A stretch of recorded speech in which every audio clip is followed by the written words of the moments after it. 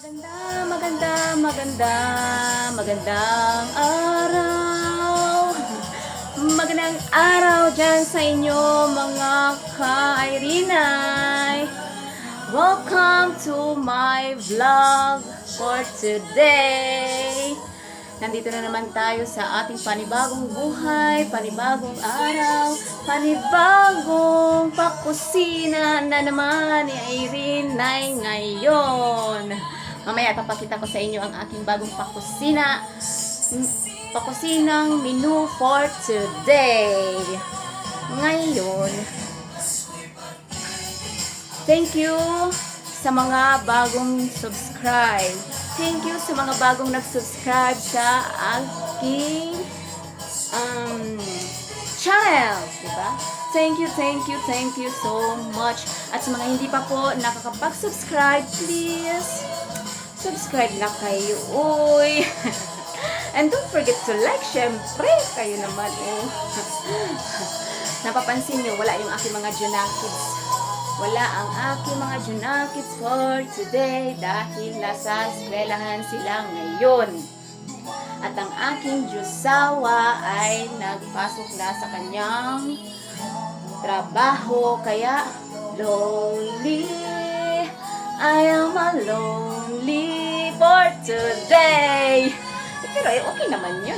Kasi magpapakabisi-bisi naman ako dito sa aking pakusina for today. Today is my menu for today is adobong baboy. Ayan. At lalagyan ko siya ng saging na pinito. Sarap. Anyway. Set back and relax lang kayo dyan, mga ka-Irinay. And please enjoy for my video for today.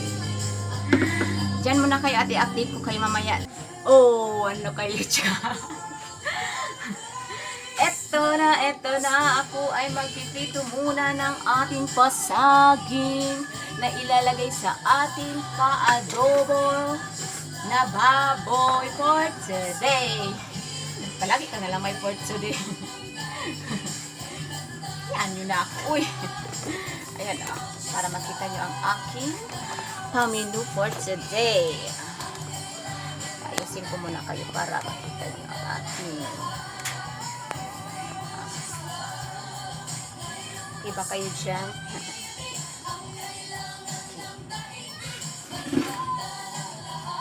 Ako ay magpiprito muna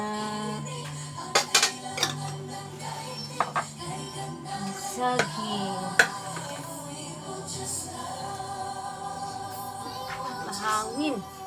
Mahangin.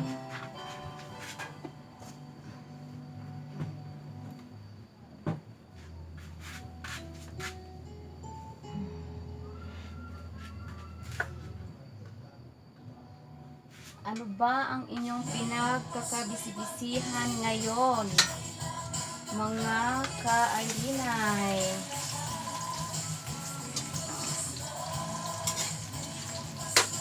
Naglalagay din ba kayo ng saging na pinito sa inyong mga adobo?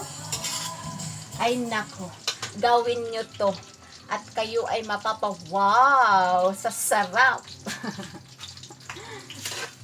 Ako talaga naglalagay kasi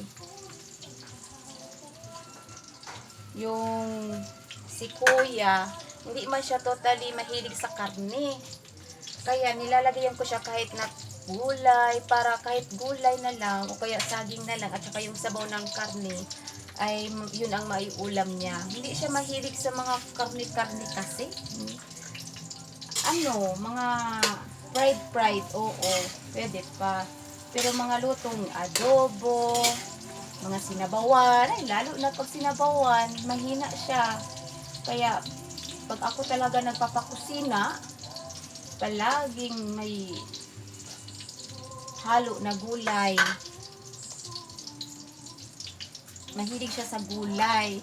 Pero, pili naman na gulay. Pero at least kumakain siya ng gulay.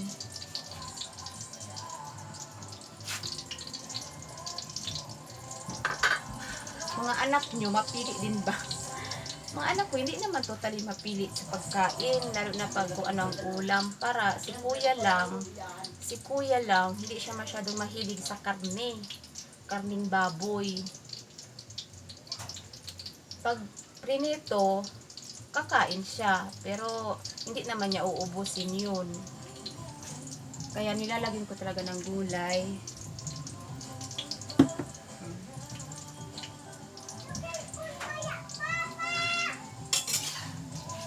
Lonely, I am a lonely. Mag-isa na naman ang inyong ka-Irene. Mabuti na lang at nandyan kayo para ako ay samahan. Diba?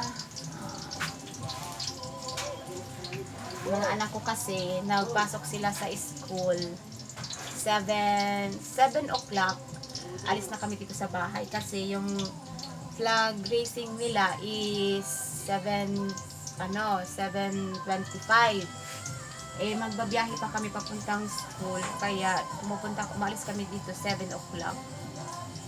And si Josawa ko naman nag-alis siya bago mag 9 kasi ang pasok niya is 9 o'clock. Kaya before 9, umaalis siya dito. Kaya I am lonely, I am a lonely na naman. Natapos na yung 4 na araw na walang pasok.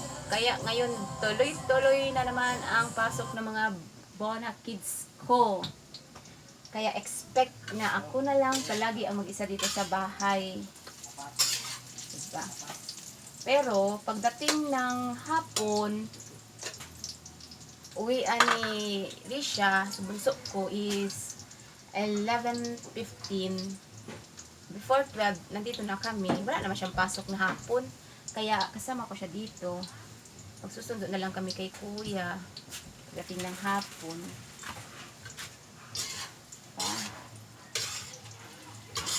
Menu for today. Ang pasayans ni Irene is adobong karning baboy na may pritong saging. Ang gagawin ko dito sa baboy is yung walang sabaw na adobo. Para masarap. Diba? Nakaluto na ba kayo nun? Sarap yun. Prituhin ko matang saging.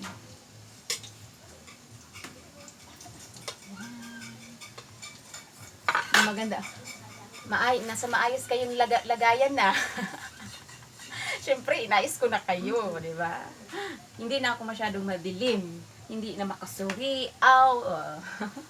Nakikita nyo pa to. Ang aking for today's menu. Diba?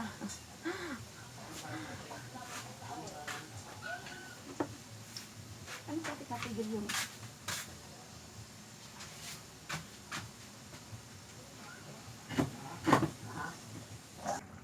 Ito na ang ating adobo. Nilagay ko na yung karning baboy. Napito ko na rin yung saging. Diba? Sarap to.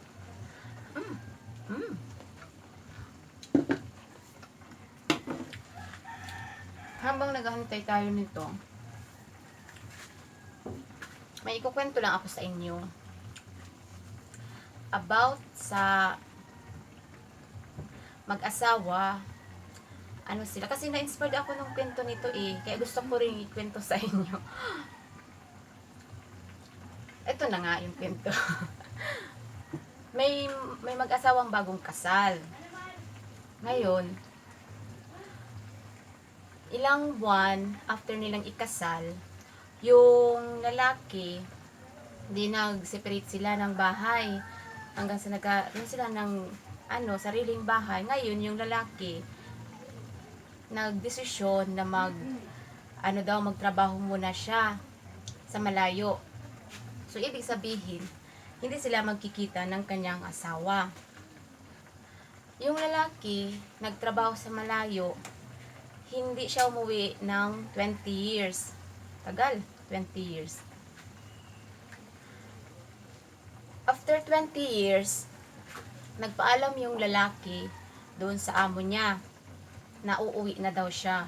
Kasi meron na siyang tipon. Siyempre, 20 years walang uwi-uwi. Diba? Matagal talaga. Tapos, pag si mama ko ito na nga, nagpa siya yung lalaking umuwi. After 20 years, uuwi na siya, nagpaalam na siya sa kanyang amo. Ngayon, yung amo man niya, ang sabi niya, papayagan lang kitang umuwi, basta, meron akong sa'yo, papilian. May pagpipilian siya kung ang gusto niya bang dalhin yung sahod niyang pinagpaguran sa 20 years, o yung tatlo niyang payo. Ayun. Ito man na lalaki, nag-isip-isip siya kung ano ang gusto niya. Kasi, uuwi siya, wala siyang pera. Wala siyang dalang pera. May iwan kung pipiliin niya yung payo ng kanyang amo na 3 payo sa kanyang pag-uwi, tsaka yung tinapay na ibibigay ng amo niya sa kanya para sa pagdating sa bahay nila, yun ang pagsasaluhan ng kanyang mag-asawa. Ay niya at saka ng kanyang asawa. Ngayon, sabi nung lalaki, kung pera ang pipiliin ko, baka sa aking paglalakad pa uwi, kasi maglalakad lang daw siya sabi, baka sa aking sa aking paglalakad, ay pwedeng mawala yung pera, di ba? Syempre, malaking halaga yun, maraming magkaka-interest yun sa daanan. Kung malalaman na meron siyang dalang pera. Kung tinapay naman ang pipiliin ko, walang magkaka-interest nun sa daan. At pag uwi ko sa bahay, meron kaming pagsasaluhan ng aking asawa. Sa madaling salita, ang pinili niya is yung tinapay. Sabi niya, sige, pipiliin ko ang tinapay. Tapos ang iyong tatlong ang tawag doon? Ang iyong tatlong payo. Ngayon, ang unang payo is, sa iyong paglalakad, sabi ng kanyang amo, sa iyong paglalakad, wag kang dadaan sa shortcut. Sabi daw, wag kang liliko ng iyong daanan. Sabi daw, ibig sabihin, wag siyang mag-shortcut para mapabilis ang kanyang pag-uwi. Naalala niya yun habang siya ay naglalakad. May dalawa kasing daanan. Sa kanyang paglalakad, may dalawang daanan. Isa dito, yung mapapabilis ang kanyang pag-uwi, at yung isa, dire-diretso lang. Naalala niya yung unang sinabi ng amo na, sa iyong paglalakad, wag kang liliko ng iyong daanan. So, pinili niya, di baling mapalayo siya, at least, dire-diretso yung lakad niya, safe siya. Nung siya nakarating doon sa isang daanan na yun, may nakita siyang meron siyang nakitang matutulugan niya that time. Tapos, habang siya nagpapahinga, may narinig siyang mga kaguluhan doon. Tapos, yung pangalawang payo ng kanyang amo, ang aking pangalawang payo ay, huwag ka magpaka-ignorante sa iyong paligid, sabi ng kanyang amo. Ito na nga yung dalawang payo niya. Habang siya ay nagpapahinga doon sa pahingahan na bahay, may narinig siya sa labas nag-iingay. Tapos, hinayaan niya yun kasi naalala niya yung sinabi ng kanyang amo na, wag magpaka-ignorante sa iyong paligid. Di hinayaan niya. Kinamaumagahan, nalaman niya nung paalis na siya doon, na doon sa may unang daanan na yun, na mabilis na siya makarating papunta sa bahay nila, merong nagpatayan doon. May patayan doon. doon sana ang pipiliin niya, kaso naalala niya yung sinabi ng ng kanyang amo. Mabuti na lang hindi niya yung pinili. May patayan pala doon. Di sabi niya, safe ako ngayon. Mabuti na lang at dito ako dumaan, sabi daw. Ngayon, yung pangalawang payo ng kanyang amo is, huwag kang magdesisyon pag ikaw ay galit. Pag ikaw galit, huwag kang magdesisyon agad-agad. Ngayon, pauwi na siya. Malayo pa siya sa bahay nila kasi nakarating na siya doon sa paroroonan nila doon sa mismong lugar nila. Ngayon, malapit na siya doon sa bahay nila. Malayo. Tanaw-tanaw pa lang niya yung bahay nila. Nakita niya agad yung kanyang asawa. At bigla siyang napatigil dahil nakita niya yung asawa niya may lumapit na lalaki. Diba? 20 years siyang wala. Malayo sa kanyang asawa, walang connection. Ngayon, nung pupuntahan sana niya yung asawa niya para kumprontahin yun, kaso naisip niya yung sinabi ng kanyang amo. Kasi galit na galit siya nakita niya yung asawa niyang may yakap na lalaki at kinikis pa niya yung lalaking yon ng asawa niya. Ngayon, alala niya yung sinabi ng kanyang ng kanyang amo na, wag kang magdesisyon pag ikaw galit. Naalala niyo yun. Ngayon, imbis na kumprontahin yung asawa niya at lapitan agad-agad, kasi galit siya gusto niyang patayin yung lalaki. Yun. Siyempre, kasi pagod na pagod ka maglakad. Siyempre, sa isip mo, kahit na. Gusto niyang lapitan, pero naalala niyo yung payo ng kanyang amo. Hinayaan niya. Kahit galit na galit siya noon, hinayaan niya muna yun na palipasin ng kanyang galit. Hindi muna siya umuwi, nagpaumaga muna siya. On the other hands, kinaumagahan, nagpunta na siya doon. Siyempre, hindi na siya masyadong galit, pero nandun pa rin yung sama ng loob niya sa asawa niya. Kasi ikaw ba naman, kahit sinong asawang lalaki, di ba? Uuwi ka, wala kayong contact, more than 20 years. Makita mo yung asawa mo, merong kayakap na ibang lalaki, nasa, hindi namang 20 years ang pataas yung niya, yung bata na kayakap at hinalikan pa ng kanyang asawa. Siyempre magagalit talaga. Ngayon, umuwi siya sa bahay niya. Nakita siya ng asawa niya. Nandito ka na pala. Bakit hindi ka man lang nagpasabi na uuwi ka na? Sabi ng asawa niya. Galit siya. Sabi niya. Kinompronta niya yung asawa niya. Pinaamin niya yung asawa niya na kung sino yung lalaki nakahalikan niya kahapon, yung lalaking hinalikan niya kahapon at niyakap niya. Napatigil yung asawa niya doon. Kasi hindi alam na asawa niya na umuwi na pala yung asawa niya nung nakaraang araw. Galit na galit yung lalaki. Sabi niya, pinapaamin talaga, umamin ka. Sino yun? Sabi niya. Yung babae naman, sabi ng asawa niya, kumalma ka muna at ako yung pasalitain. Di nag-explain yung babae. Nung ikaw umalis para magtrabaho sa malayong lugar, sa loob ng 20 taon, hindi mo alam at hindi ko rin alam na ikaw umalis ka, ako ay nagdadalang tao. Sabi niya ganoon sa asawa niya. Kaya talagang na-emotional ako doon. Hindi ko alam na umalis ka, ako ay nagdadalang tao. At hindi ko rin masabi sa'yo kasi wala tayong contact nung ikaw ay umalis. 20 taong kang wala. Ngayon at nandito ka na, gusto kong ipakilala sa'yo ang anak mo. Dumating yung anak niya, ang lalaki. Tapos nabigla yung lalaki.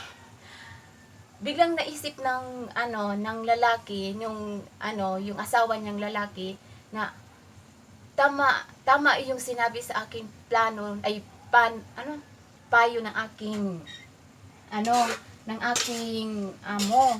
Mabuti at yun ang aking pinili, sabi daw niya. Na kapag galit ka, wag ka magdesisyon ng basta-basta. Niyakap niya agad yung anak niya. Kasi kasi 20 years eh, 'di ba? Umalis siya, wala pa silang anak. Hindi niya alam na buntis pala yung yung misis niya. Oh, niyakap niya 'yon. Tsaka after no, nalaman niya na anak pala niya yung lalaking hinalikan ng kanyang asawa at niyakap.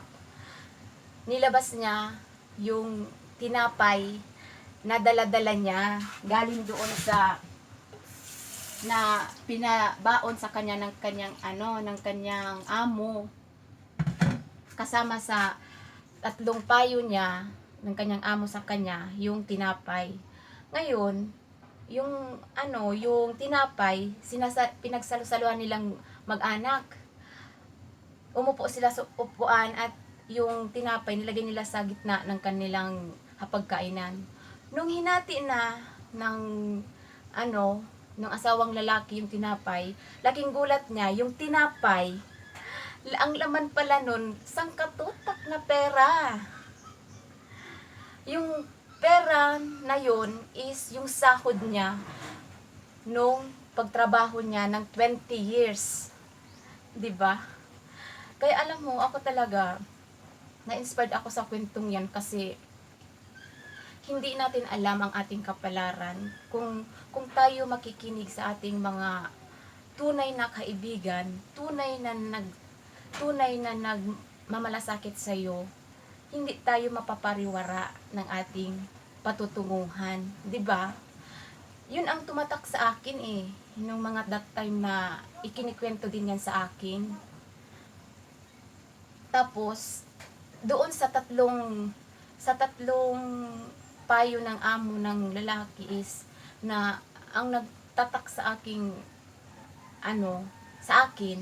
is yung wag kang magdesisyon pag ikaw galit. Yun ang palagi kong iniisip. Kahit sa mga anak ko, kahit galit na ako dyan, iniisip ko palagi talaga na mga bata yan, normal yan sa kanila na sila mga pasaway. Kaya sobra ako na-inspired doon. Kaya sana kahit kayo na-inspired ko din sa kwentong kong yan. Naintindihan niyo yung kwento. Sana na-i-deliver ko ng maayos sa inyo yung kwento. Kasi ako talaga inspired ako sa kwentong yan. 'Di ba? Doon sa daanan na yun, hindi siya napasama sa sa patayan. Kung pinili niya yung isang shortcut na daan, kung doon siya nagdaan, napasama siya sa patayan, 'di ba? Pinili niya yung tamang daan. At doon naman sa wag kang magpaka-ignorante sa iyong paligid. Bagkos ikaw ay magtanong kung meron kang hindi naiintindihan. 'Di ba maganda 'yun?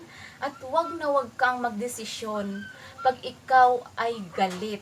'Di ba? Doon pa lang sa mga payo ng kanyang amo, ma-inspired ka na talaga. 'Di ba? Kaya ako talaga, ay nako. Kaya sinare ko din sa inyo para meron din kayong makuhang mapulot na mga kaalaman, mga ganyang kwento.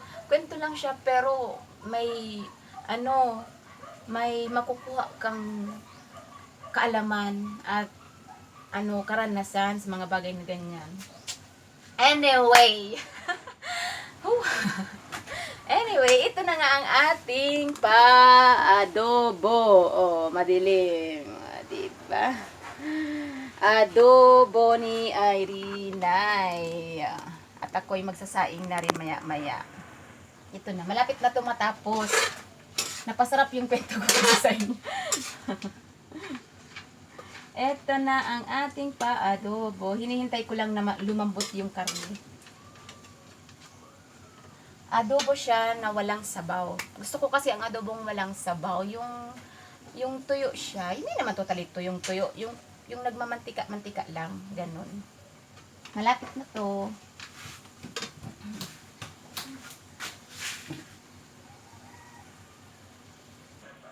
Ito na. Luto na ang ating pa-science for today. Yan.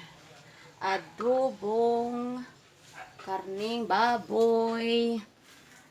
Yan. Mamaya ilalagay ko na yan dyan sa lagyanan. Yan. Na-inspired din ba kayo sa aking kwento kanina? Sana oo.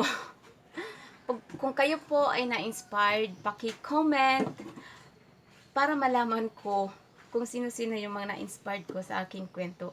'Di ba? Ako nga na-inspired nung kwentong yun kasi ikaw ba naman pinag-isipan mo yung anak mo na patayin nung nakita mong hinalikan ng misis mo. Na umalis ka, hindi mo alam na buntis pala yung misis mo, 'di ba? At nakita mong may lalaking hinalikan yung misis mo at yakap-yakap pa niya, syempre magagalit ka at pinag-isipan pa niyang patayin yun na hindi niya alam na anak niya yun, 'di ba? O, kung nagpadala siya sa kanyang yang galit, napatay niya yung anak niya. Mabuti na lang at nangibabaw yung tawag doon, yung sinabi sa kanya ng kanyang amo, yung mga payo, ganun. Ngayon nalaman niya anak niya pala yun, 'di ba? Kasi matagal na panahon siyang wala, 20 years. Oh, syempre yung anak niya, umalis siya, buntis pala yung asawa niya. Oh, it's a it's a big blessings yun, 'di ba? Dumating siya, may anak na siya. At sa kanya talaga yun na anak. At dumating siya, meron pa siyang pera na pinagtrabahuan niya, na nawala nga siya, hindi niya nakasama yung asawa niya in 20 years. Pero sa pagbabalik niya, 'di ba? Hindi siya na bigo kasi umuwi siya, may dala siyang pera. Meron siyang anak at meron pa siyang asawa na inuwian. Yun ang maganda at higit sa lahat, meron pa siyang lesson na nakuha doon mula sa kanyang amo. 'Di ba? Doon pa lang, huwag na huwag kang magdesisyon pag ikaw ay galit, 'di ba? Ako yun ang palagi kong iniisip lalo na pag ako galit. Galit ako sa asawa ko. Iniisip ko na lang, normal to. Kasi mag-asawa kami. Normal to kasi pagsubok to. Yan ang palagi kong iniisip pag kami nag-aaway. Hindi naman kami totally nag-aaway talaga ng asawa ko. Tampuhan lang. Pero hindi kami umabot sa point na nagbasagan kami ng mga gamit, ganun, no, hindi, na nagmurahan kami palagi sa isa't isa, hindi. Alam yan ng mga anak ko, tampuhan, pwede pa, oo, tampuhan. Kaya yun ang palaging nasa isip ko. Kaya kung kayo na-inspired sa aking kwento, please comment kung kayo na-inspired. Diba? Ito na ang ating ulam for today. At ako ay nakasaing na rin. Yan. 'Di ba? Wala siyang sabaw. Mantika lang ang kanyang sabaw. Pinatuyo ang adobo. 'Di ba? I think this is for now muna. So my today's video. Sana na-inspired kayo sa aking kwento. Sa maikling kwento. Sa maikling kwento ni Irene. And please don't forget to like, to subscribe. Sa mga hindi pa po nakakapag-subscribe, subscribe na po kayo at marami pa po mga oras para mag-subscribe. Pero ngayon na kayo mag-subscribe, 'di ba? Thank you sa mga nakapag-subscribe, nag-comment, nag-like sa aking mga videos. Thank you so much po sa inyo. At sa ngayon, ako'y magpapaalam na muna at ako ay magsusundo na kay Kuya. Bye! Have a great day to all of you!